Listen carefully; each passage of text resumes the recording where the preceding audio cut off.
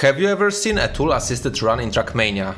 Nowadays they look more or less like that, it's just a pure mess full of bug abuse and weird tricks, but it has not always been like that. Tool-assisted speedrun, or TAS for short, is a run created with the use of an external software that lets you set and modify input sequences and play them inside the game in a consistent way. This way, you can easily keep on making small changes in inputs of one section of the run until it gets close to perfection. The first public tool that lets you do such things is called TM Interface and was created by the player Donadigo. It was published in 2021 and worked for the games Trackmania United Forever and Trackmania Nations Forever. The games were released a long while ago in 2008, so over the 13 years time span, people accumulated a huge amount of ideas that they would be able to test with such a powerful tool. At first it was mainly just about pushing the limits on the simple tracks, drive a corner slightly faster, get a slightly better transition, gather just a bit more speed. The first TAS records would be just mostly about very small improvements over already existing human records. Once people got a bit more experienced with the tool, they started working on more complex things. All of the crazy shortcut ideas that were never accomplished by anyone now could be attempted with the power of scripts, with a lot of brute forcing and with thousands and thousands of iterations of small improvements, just to check if there is even a slightest chance of success. Every new TAS record that has been created was more spectacular than the one before. It was quite clear that at this point we were approaching the world of fantasies. Yes, these records were in theory possible to make within the game, but only with the tool. The tricks were often crazy enough that with 100% of confidence you could say that they will never be replicated by a human. This got even worse with the discovery of Nose Boost. Nose Boost is a cranked up version of a trick called Nosebug that was already known within the game for years. To get a nosebug, you had to get your car into a nose down position, perfectly perpendicular to the ground, and then hold the acceleration, brake and turn buttons at the same time. This combination for some reason makes the car instantly change the direction it's going while keeping all of its speed. Now Nose Boost is basically a series of nosebugs chained together which allow you to very quickly multiply your speed up to the maximum value. This trick has been used whenever possible and it would absolutely break every track into pieces. The TAS meta quickly turned into finding the earliest nose boost position and then flying through the rest of the track with incredible speed. Everyone was simply amazed while watching nose boost runs. Before the Trackmania interface was developed, nobody would ever dream of seeing records as broken as these. Nose Boost has pushed the limits really high up and the world of Trackmania was waiting for the boundaries to be pushed even further. Perhaps a new trick would be found, or a new strategy that will once again revolutionize the TASing meta. But it just never happened. Nose boosting through every map has been the best known way to beat every track for a longer while now, and we are waiting for a new touch of freshness to enter the game. That's why I have decided to help things up a bit.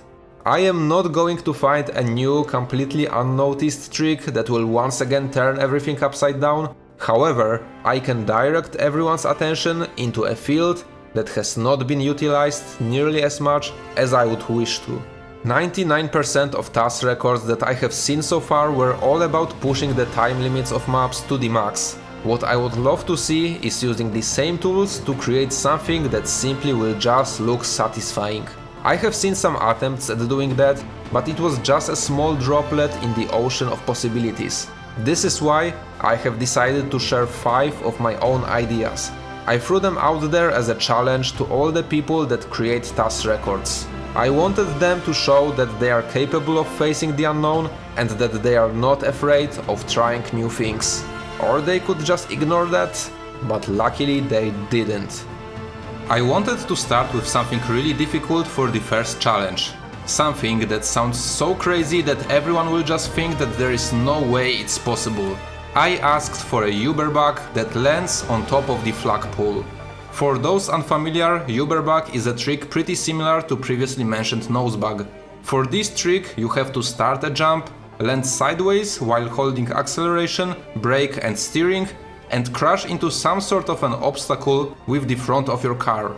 For whatever reason, it will just sometimes eject the car into a random direction with huge power. Uberbugs are normally completely uncontrollable, and even with the power of external help, I was not sure if you would be able to aim towards the landing I wanted. To be honest, I was not even sure if the car can somehow balance on the flagpole alone. I had no expectations at all about this, and I was ready to accept the fact that nobody will succeed. To my surprise, this turned out to be the most successful challenge.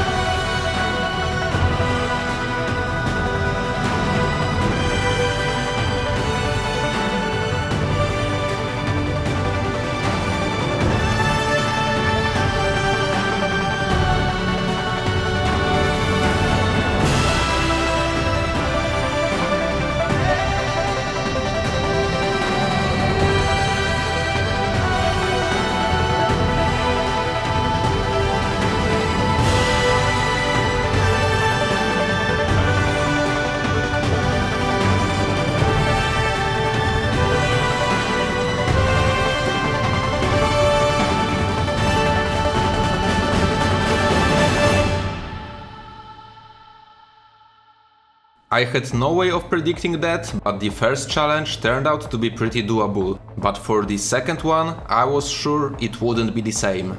Actually, I knew that it could even turn out to be completely impossible.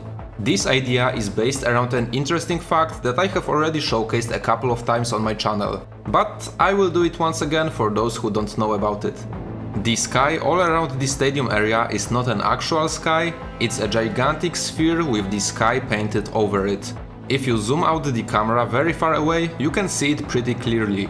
If you fall down outside of the stadium into the void, you can reach the bottom of that sphere roughly after 1 minute of falling. Now here is my challenge, and it's going to be crazy. Try to get back to the stadium from the bottom of that sphere.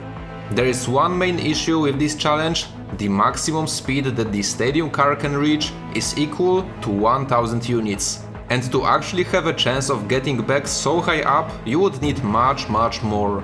I believe that the challenge is not actually possible without removing the speed cap from the car, so I've decided to allow doing that.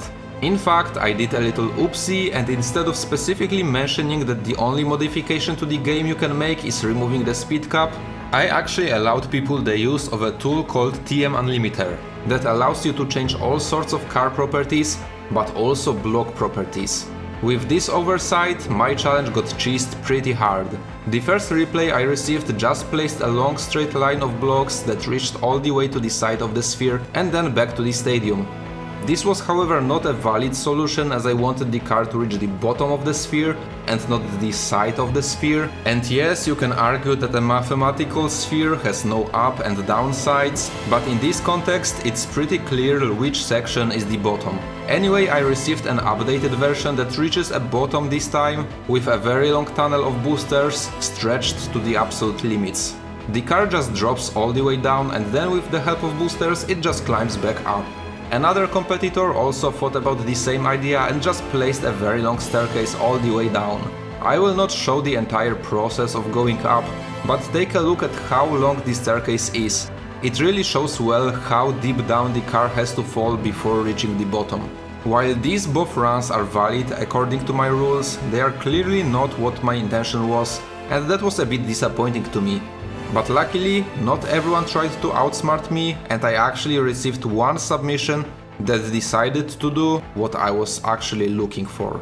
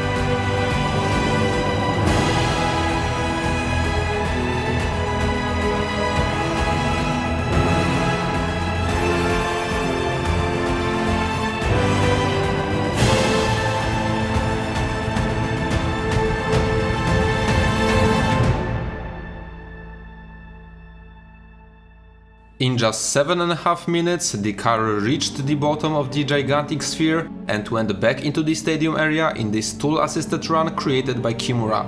Removing the speed limitations from the stadium car was the key element to the success, as at some point of this run the car reached the speed over 16 times greater than usually possible.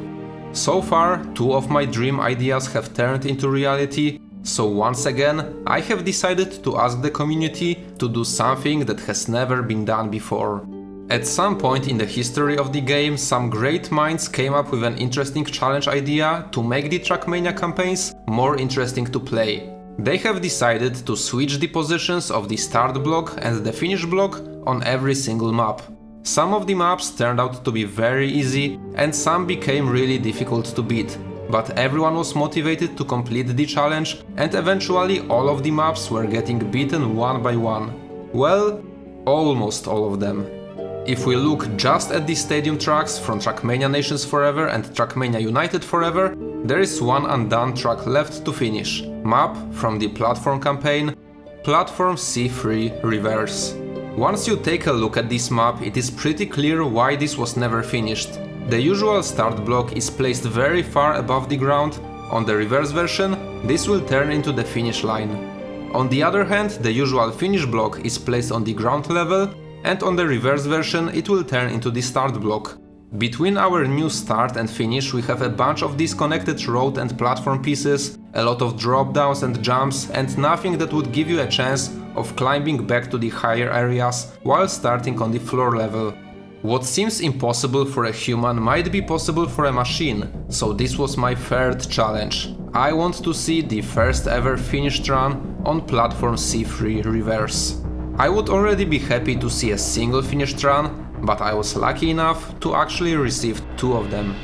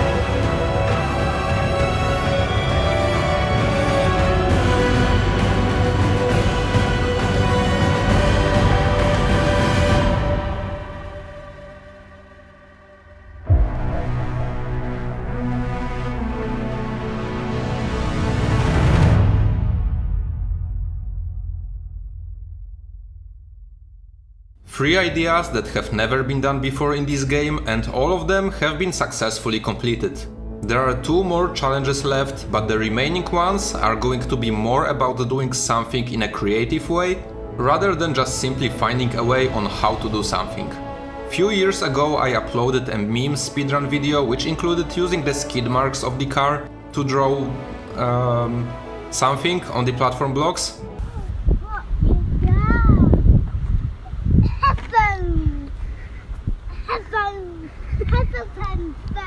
I thought that with the use of manually changed inputs, it would be much easier to get the exact results that you would wish to get.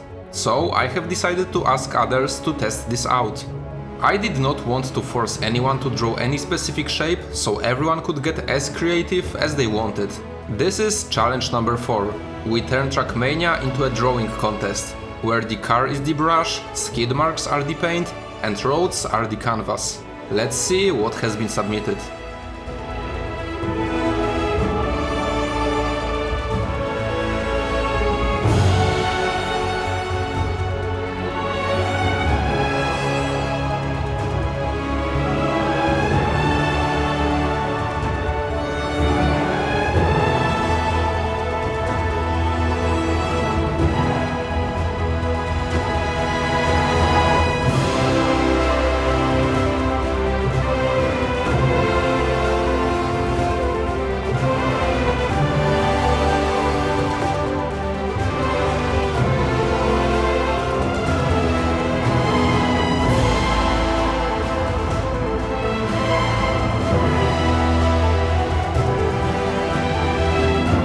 To be honest, I expected someone to go for a nose boost combo to draw hundreds of lines very quickly, and then you look from above and it's a Mona Lisa or something.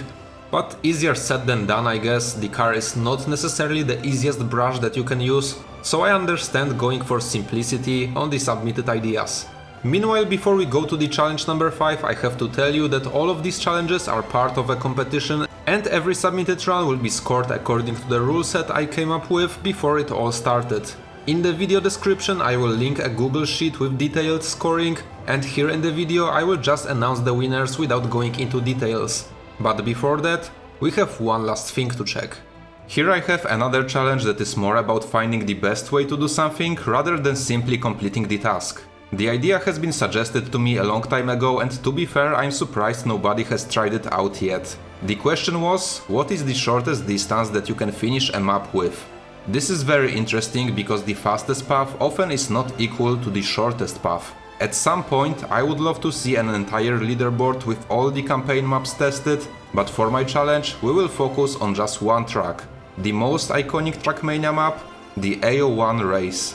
The world record run on this map travels a distance of 2162 meters. The tool-assisted world record travels a distance of only 1017 meters. Already 2 times slower compared to the normal record. This is because the traveled distance that is tracked by the game itself is very inaccurate, especially when doing some sort of tricks in the air. For example, if you rotate your car 90 degrees while flying, the game will register significantly less distance than it should. I think this happens because the game only tracks the distance traveled in the direction the car is facing. So if your car is facing one direction and moving into a different direction, you will get inaccurate results. There could be a lot of other factors that make the distance meter inaccurate, but nonetheless I was expecting that this fact would be very heavily abused, and I was right about that. I received the first run from Kimura, and it already made me realize that trying to travel the shortest distance will make the runs extremely long. This record lasts for over 9 minutes, and for the most part the car just hugs the wall and travels sideways through the track. There had to be a small stop to collect the checkpoint, and also later on to climb the uphill and make the jump through the ring checkpoint. These sections added a lot of distance to the meter, but anytime the car was hugging the wall, it would just increase very slowly. The run finished with 1023 meters, and that's actually more or less the same as the tool-assisted world record from this track. This was however just the start, and the next submissions pushed this challenge to the limits. 2 days after Kimura's submission, I received a replay from Skycrafter. The run he sent me was over 13 hours long, and if you look at the inputs text file, it had 425,000 rows of inputs. Each row represents one input change during the run. So yeah, it seems like quite a lot is happening in this run, but also not really. This is what the first 2 hours of the run look like, compressed to roughly 20 seconds. Seeing just that is pretty confusing, so it's better to watch the live gameplay of this record. The input changes during the run are basically all about pressing acceleration for 1/100th of a second and then releasing it. By spamming inputs this way, the car just barely moves, slowly traveling some distance. But for some reason, the distance is not accumulating. By the time the car crosses the checkpoint line, the game registered that the driver has only traveled 13 meters. Skycrafter was not the only one to come up with this strategy. The third person to submit a replay for this challenge was Voktek, with a run that was nearly 4 hours long.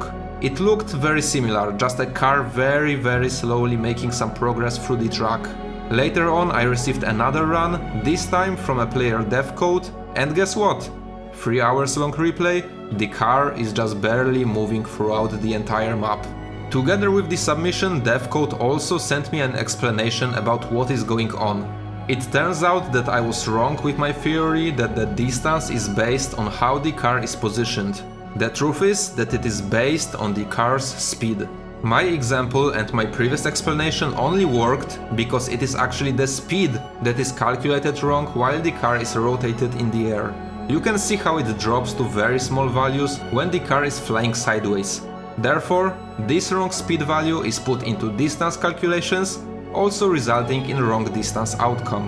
Moreover, Devcode told me that in the distance calculations, the speed of the car gets rounded down to the nearest whole number. Meaning that if you manage to keep the speed below 1, it will constantly get rounded down to 0. 0 speed means that the car is not moving at all, so it is logical that the distance should also not be increasing. Now, these awfully long runs that we have seen a moment ago start to make a whole lot of sense. You basically want to travel everything with 0 speed and potentially finish with 0 meters. Fortunately, this specific track makes this challenge a bit more complicated. It is pretty simple to keep the speed at 0 while on the flat ground, but there is no way you can get to the top of the uphill and make the jump this way. This section near the end of the track will make all the difference between our 3 contenders.